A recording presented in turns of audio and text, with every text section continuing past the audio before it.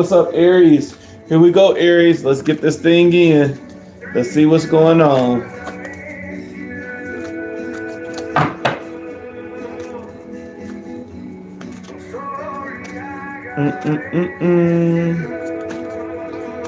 All right, Aries, you already know this is a general reading, so it's not going to apply to every Aries.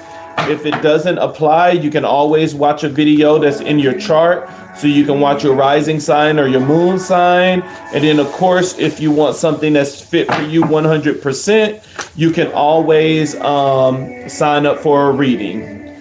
All right, overall energy is the Three of Cups. Oh, look at you. Time to celebrate. Time to celebrate.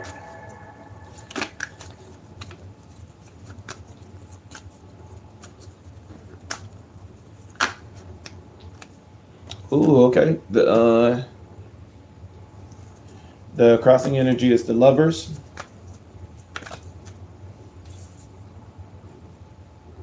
The Moon card is the overall energy.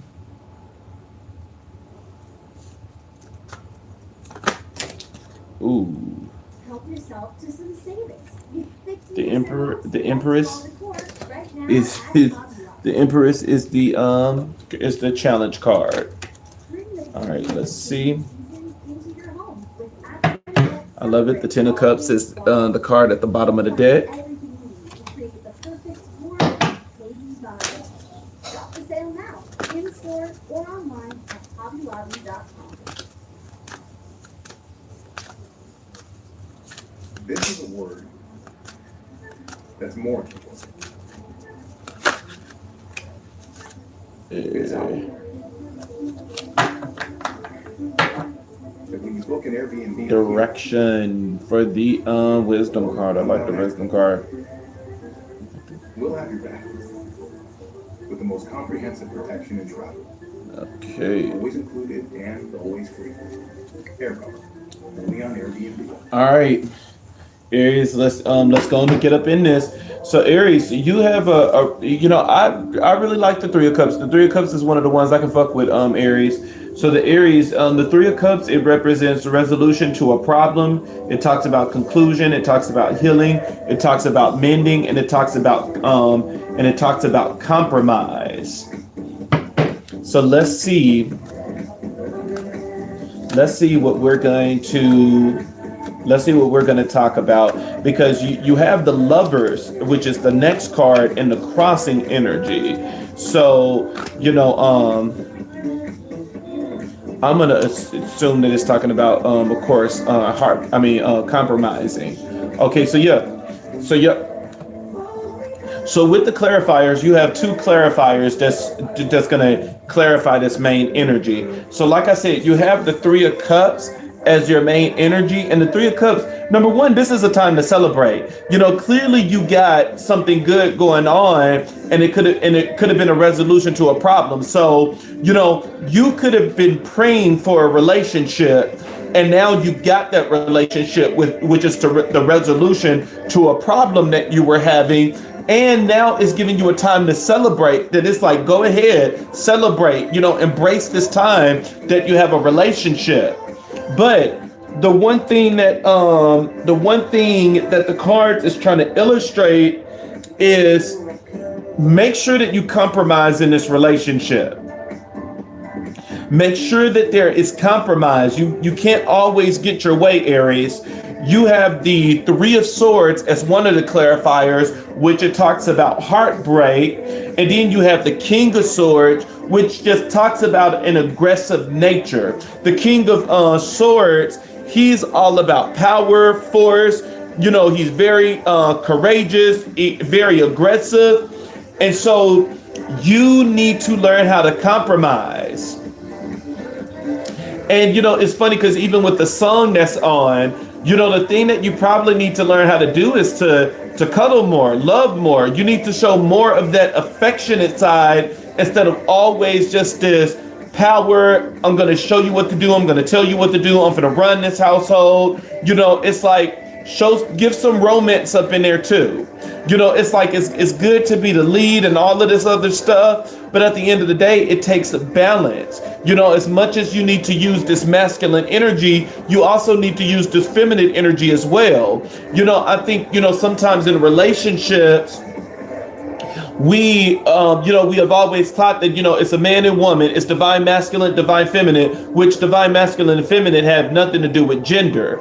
But within this man and woman relationship, we are taught that a man is supposed to do this and a woman is supposed to do this. And we set these expectations up, and then now all of a sudden it got twisted that the divine masculine can only do these things and is gender associated and all of this other crap that we have added over the years, and that a divine feminine, it got to be a female and they're responsible for all of this. And it's like, no, the divine masculine and divine feminine, it has nothing to do with gender and sex.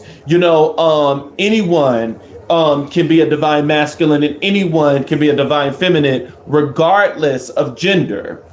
And so maybe getting that perception out is going to end up changing the relationship, is going to end up changing this flow.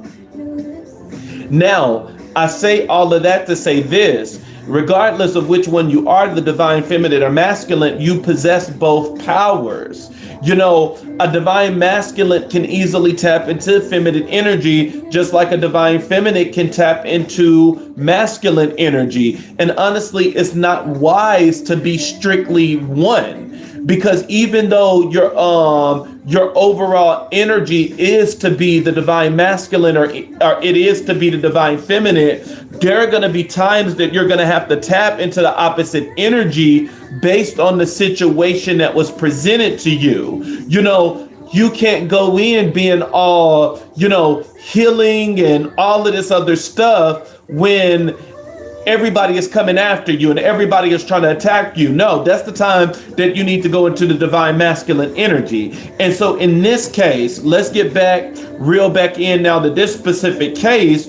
It's like with you being the divine masculine, you can't just keep, going in and then saying that, oh, I'm supposed to lead, oh, I'm supposed to do all of this other stuff, but then you're never tapping into the other side and saying, hey, let's do a date night. Hey, let me be romantic and cook. Hey, let me be romantic and do this and that. You need to learn how to be more romantic. And the main thing that the card is telling you, that you need to learn how to compromise. You have the Lovers as the crossing energy. And so your overall energy is telling you that you need to focus on compromising. And now your crossing energy is telling you that you need to focus on the Lover. Your crossing energy is just influencing what the overall energy is telling you, that you need to, this is going to be a good month for you to pay attention to your Lover. This is the time for you to pay attention to your Lover. Even the card you have now, which is the Sun card. The Sun card is the happiest card in the deck. So clearly, this is somebody that you really do want to be with. And so it's like you need to focus on your Lover. This is going to be the time for you to focus on your Lover. You have the Moon card as your immediate energy, and the Moon card, it can represent a lot of different things. The Moon card represents, manipulation and trickery, and the Moon card also represent, uncovering the unknown.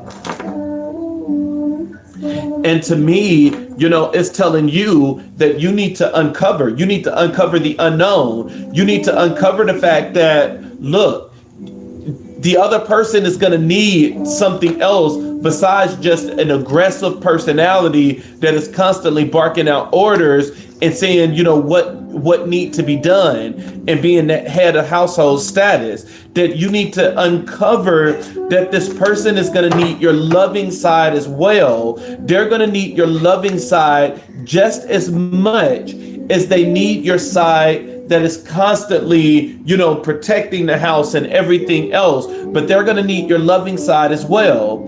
You have the Queen of Cups, which the Queen of Cups I understand, because the Queen of Cups is a very good nurturing energy. She's warm-hearted, she's fair, she's loved and adored. And so that's what this is about, is that it's telling you like, hey, Aries, we see you're in a relationship.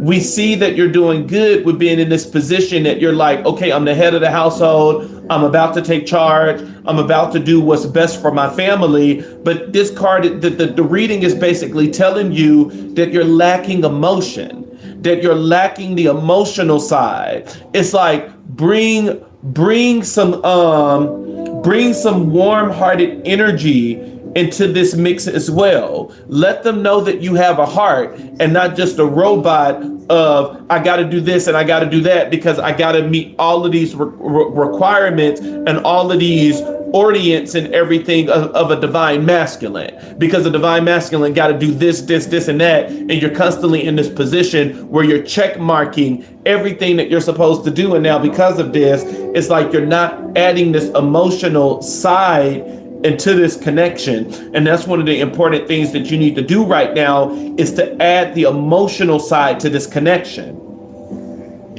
You have, as the challenge card for you, is the Empress, and the Empress represents self-development. Self-development is hard for you right now because you're not adding the emotions in. You need to add the emotion. The divine masculine have access to both energies.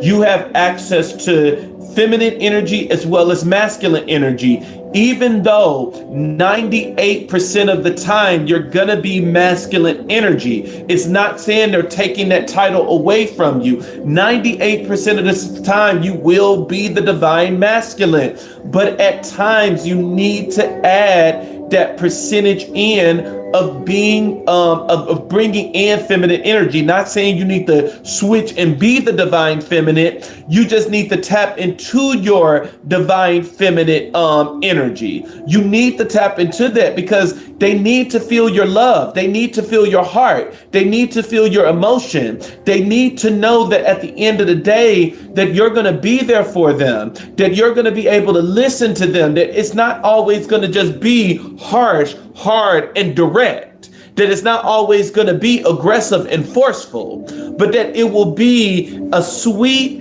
gentle, guiding hand at times that can rebuke with a sweet word. You have the card at the bottom of the deck of what you don't see coming as the Ten of Cups, which means this relationship is eventually going to get the emotional balance that the other party desire. You have the Wisdom card as direction and active growth, because clearly you need direction, and the direction that is needed is that you need to tap into that feminine energy at times. Not saying all the time, but at times you need to tap in.